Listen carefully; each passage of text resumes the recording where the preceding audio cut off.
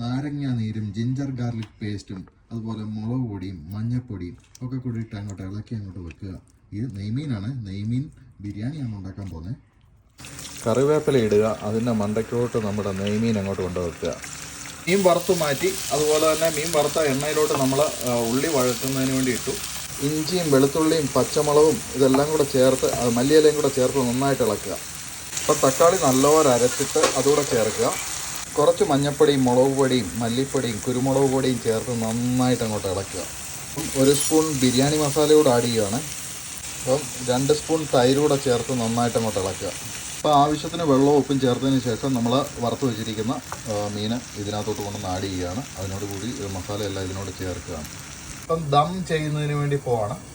1 layer ചോറിടുന്നു. അതിനകത്തോട്ട് കൊണ്ടുവന്ന് നമ്മൾ ആ ഫിഷ് ഇങ്ങനെ വെക്കുകയാണ്. നമ്മൾ 2ാമത്തെ ലെയറും ആഡ് ചെയ്തു. ദം ചെയ്യുന്നതിന് മുമ്പ് അതിന് കുറച്ച് മല്ലിയിലയും അതുപോലെ ഉള്ളി വറുത്തതും നമ്മൾ അതിന് മുകളിലായിട്ട് ഇടുകയാണ്. കളർ വേണ്ടിയവർക്ക് കുറച്ച് മഞ്ഞൾപ്പൊടി പാലിനകത്ത് കലക്കി ഒഴിക്കാവുന്നതാണ്. ഇത് ദം ചെയ്യുന്നതിന് വേണ്ടി പോവാണ്. നല്ല അടിപൊളി ഫിഷ് ബിരിയാണിയാണ്.